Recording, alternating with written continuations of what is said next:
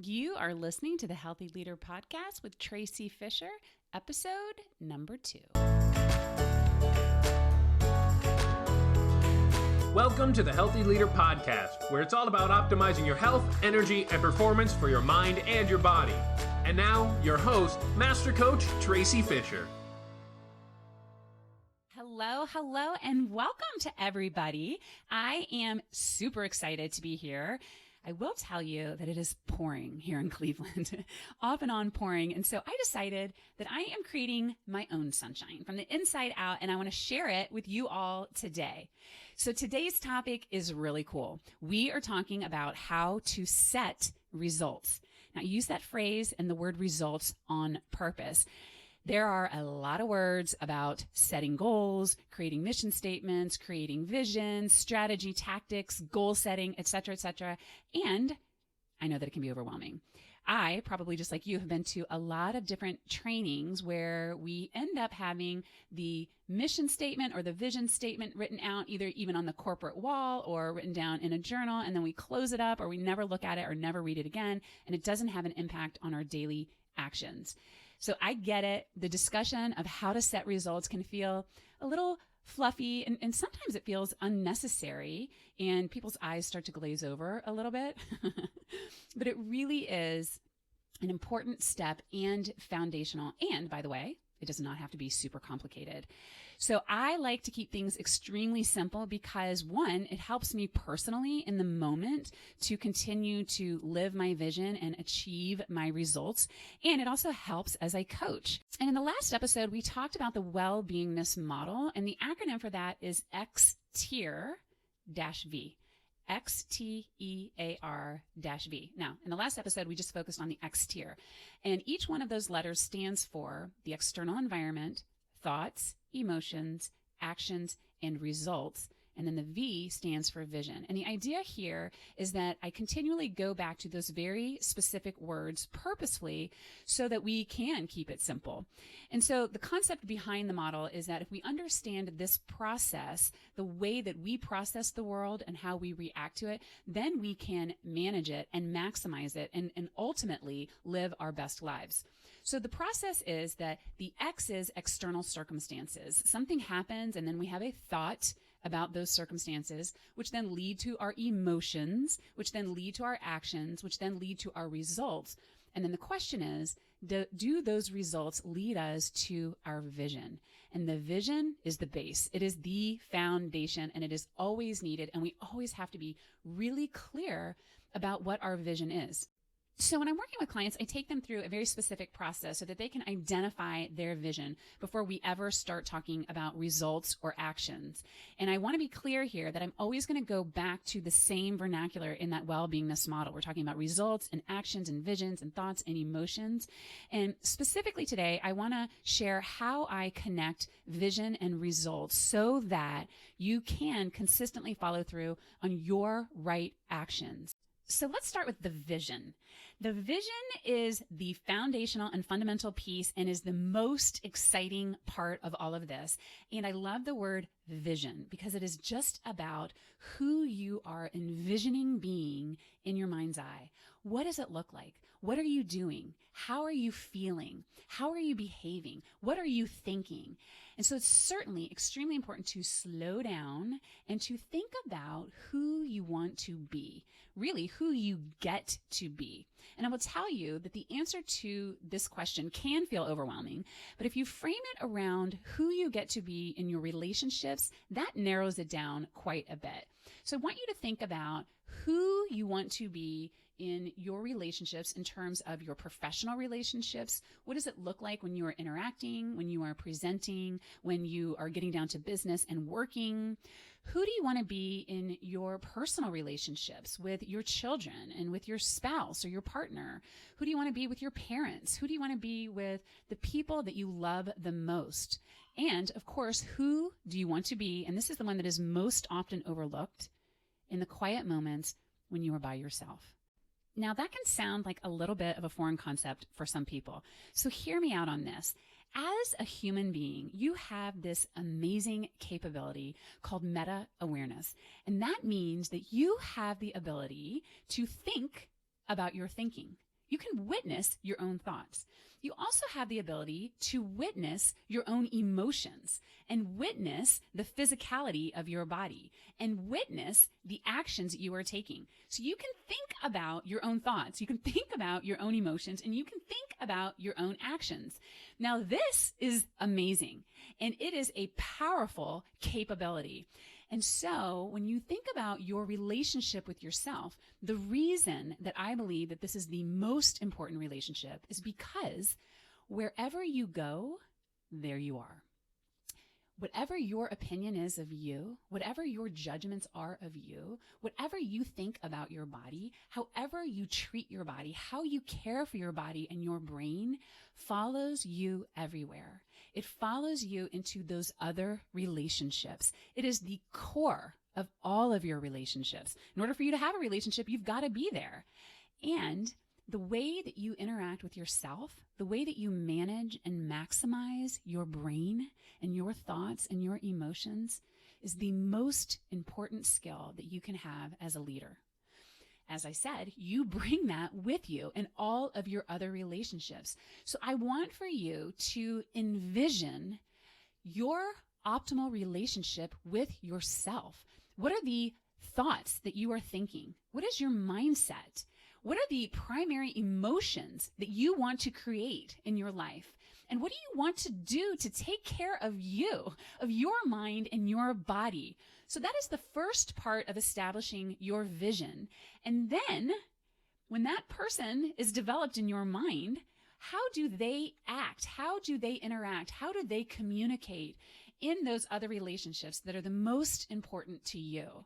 And I don't know if you can tell or not, but this is super exciting for me to share. It was very exciting for me to learn and to understand how important my vision of my life is and how important my vision of who I want to be with myself and in relationship to myself is. So I invite for you to identify that. And this is how I do it with clients. I say, I would like for you to write down, I am.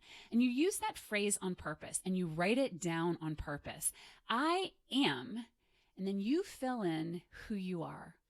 I am mindful. I am focused. I am passionate. I am compassionate. I am calm. I am energized. I am a great listener. I am the best that I can be in every moment.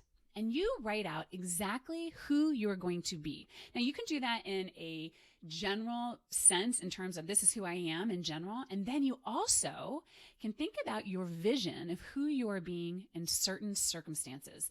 And this is where you can connect your vision to your actions.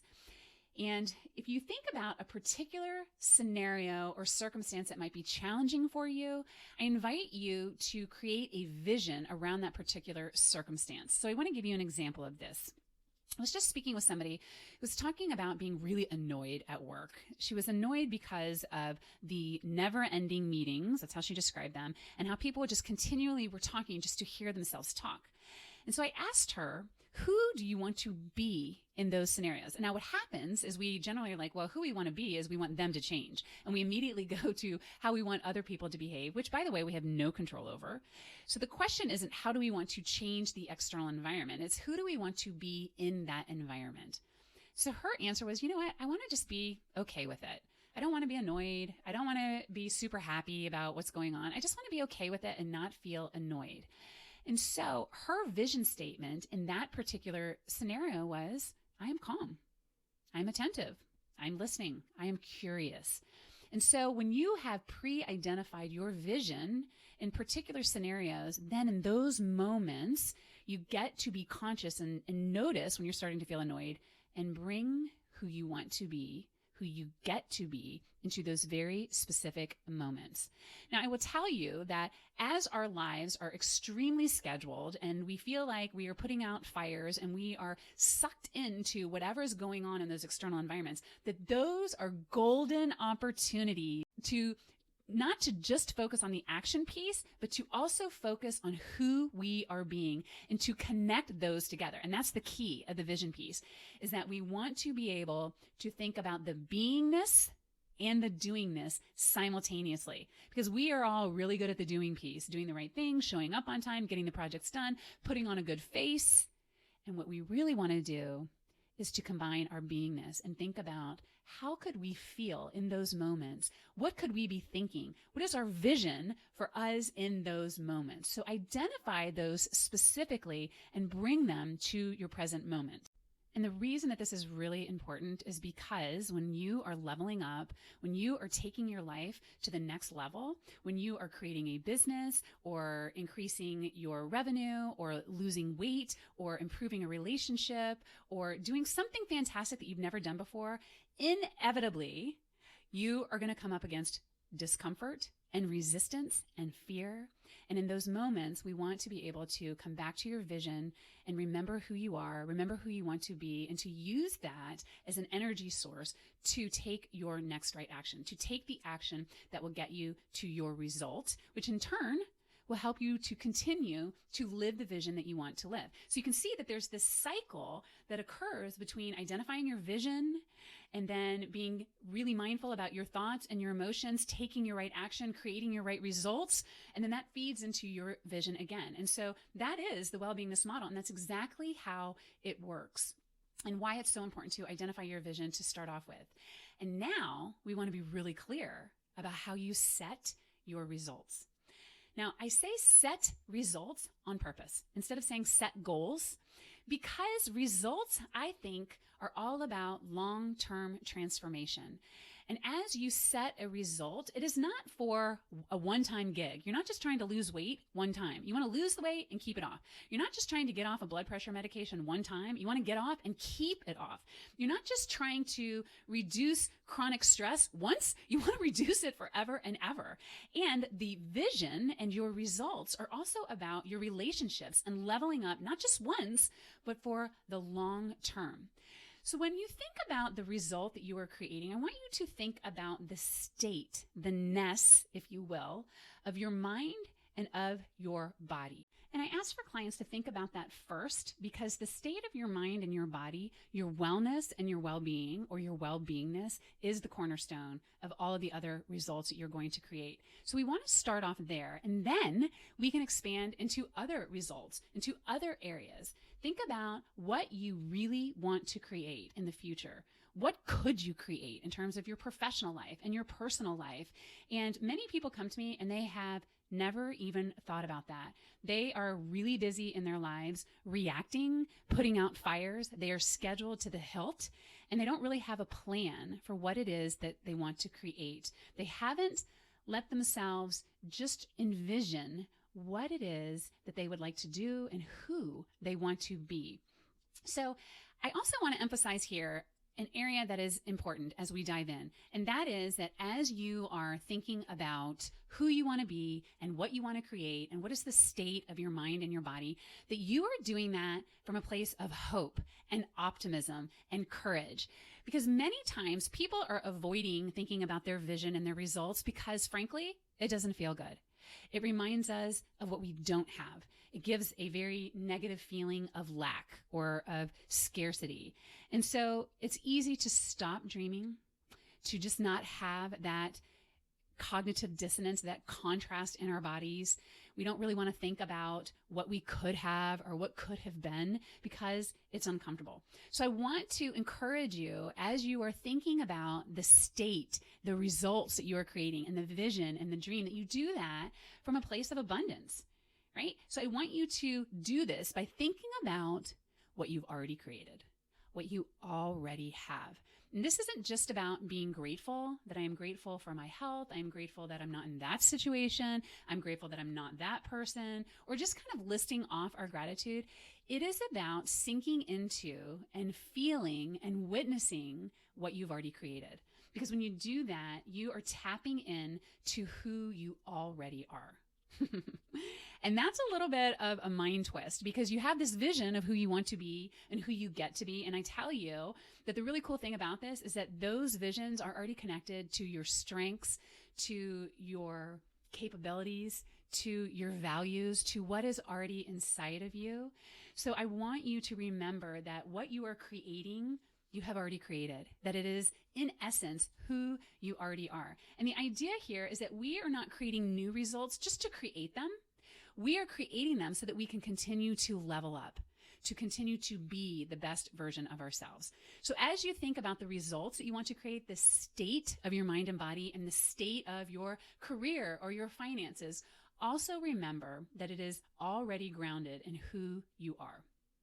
So as we talk about the state that you're trying to create, I ask clients first and foremost to set up their results, to set the results of their mind and body first. And the way that I organize this is in an acronym. And the acronym I use, MEP-HEP. And that stands for mental, emotional, and physical health, energy, and performance. And so I know that that's a mouthful, but if you think about it just in terms of your mind and of your heart and your body, it's much easier to remember. So when you are setting up the state of your results, when you are getting specific about what you are trying to create, think about your mind. Think about the condition and the functioning of your mental skills. Think about your memory. Think about if you were able to remember where you put your car keys, or if you were constantly looking for things. I know that recently I personally was working on this because I realized I was spending more time than I wanted to looking for things. And so I really focused in on the art of focus and being present. So that is a mindful activity. So think about what it is that you would like to create in terms of your ability to think, your ability to remember, your ability to process, your ability to read something quickly, your ability to take in information and to learn, your ability to be focused. So what is it that what kind of state would you like to create in your mind? And then also think about your heart and your emotions and the main emotions that you are engaging in. Where are you currently?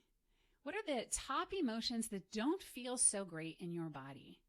What would you like to create? Now, for a lot of people that I work with, this revolves around stress and stress levels and anxiety and depression and feeling overwhelmed. And so when we're talking about some of these results, specifically in our energy levels and in our emotional levels, we have to do something that I call objectifying the subjective. And what that means is that we take something that is subjective, like our energy levels and our stress levels and anxiety levels, and we objectify them. And we do this on purpose so that we can be very specific about the result that we're trying to create. So I'll give you two examples. The first example is with stress levels. And the way that we objectify our stress level is we use a scale of 1 to 10. And really I should say of 0 to 10. And the scale of 0 to 10 in regards to our stress level is that when we are at 0, we are completely devoid of any stress at all. We might even be asleep. We are very zen. Nothing is bothering us. We feel really good. That's a 0. And 10 is, my hair is on fire. I cannot handle one more thing. I've had it. It is your burnout level. You have had enough.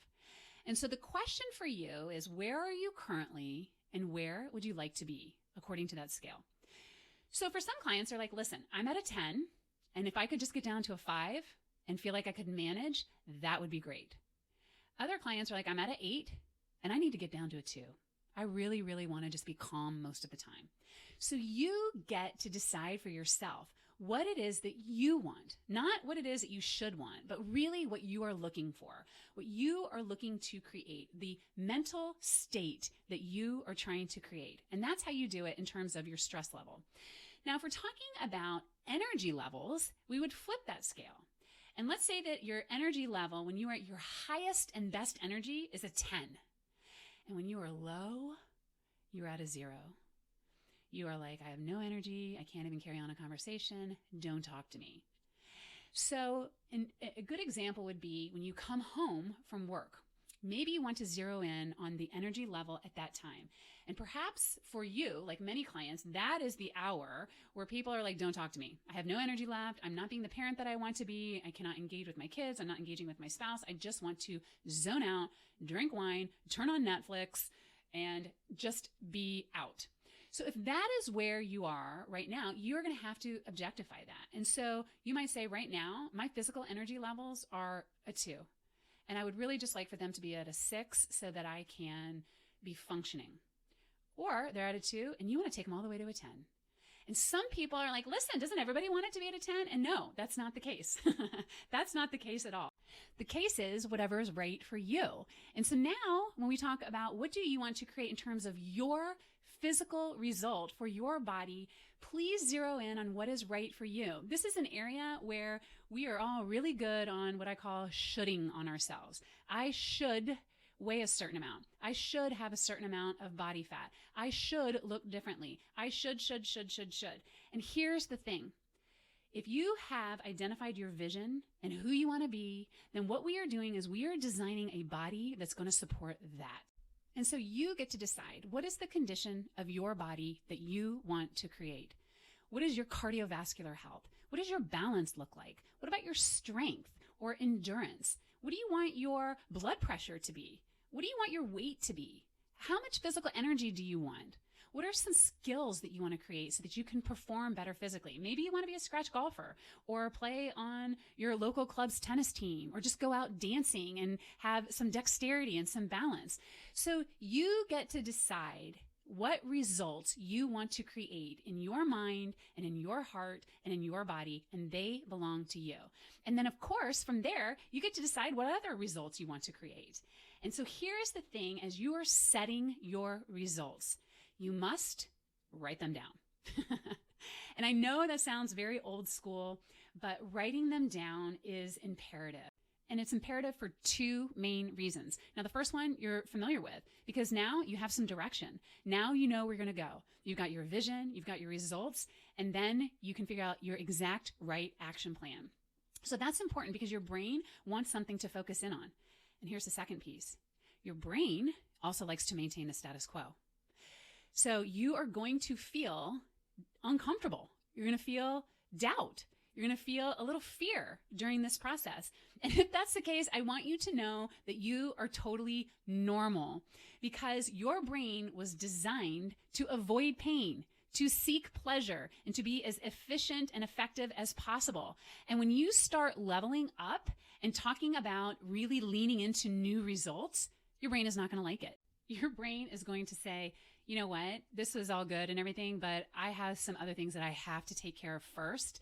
And then when I have time, I'll get to this vision and this result thing. I don't have enough energy right now. I can barely get done what is on my plate. I don't have time to think about my vision and who I want to be.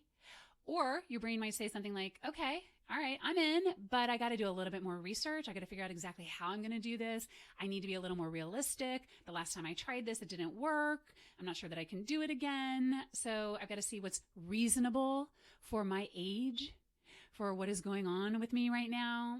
So just know that your brain is going to come up with some really convincing arguments for why you should not write down your vision and why you should not get specific about the results that you want to create. So I want to encourage you to set your vision and set your results anyway. And here's the main reason why. Setting results that are in alignment with your vision isn't necessarily about achieving those results. It is more about going through the process and overcoming those doubts and those fears and understanding what it is that your brain will say to you. And I'm reminded of a woman that I worked with who originally had a health goal. She was trying to drop weight. And after she achieved that particular result, the next set result was a performance goal. So she wanted to run a half marathon. Now, in order for her to do this in the winter during Cleveland, she needed to purchase a treadmill. And so she had to fix her budget and learn how to handle her finances a little bit better so that she could purchase a treadmill. And then when she was running one day, she actually sprained her ankle and ended up going to physical therapy, where she met a group of therapists that she absolutely loved and decided that she was going to go back to school and become a physical therapist. And then she went back to school. And when she was in school, she met the love of her life, and she is now married to this gentleman. And so that is one example of having the courage to follow the dream that is in your heart, having the courage to set your vision and to set a result that right now seems like a challenge, because you never know what it is going to create for you. But what you will know is that you will always have the experience of leveling up. You will always learn how to improve the relationship with yourself. you will learn how your brain works and how to manage it and how to handle different emotions that come up. So I want to invite you to dream about your vision, about who you want to be in all of your relationships, and specifically in the relationship with yourself, the most important relationship of all. And then I would like for you to write down the specific results that you want to set for yourself. What is the state of your mind and your body that you want to create? What are the other results that you want to create in your life? And write them down. Get really specific about what they are. Make sure that you are objectifying the subjective results. And then dare to play. Dare to witness what your brain is going to come up with, the different emotions that will result, and dare to experience life. Experience having traction, moving towards your results, moving towards your vision, and oh, by the way, simultaneously being in love with life and thriving instead of just surviving. So thank you so much for joining me on this second podcast and for daring to dream and set your vision and to be the best version of yourself. I would absolutely love to hear what you have chosen for yourself. What are you thinking and what are you going through as you dare to create your vision, to set your results, and to live the best life possible? Until next time, go forth and create great.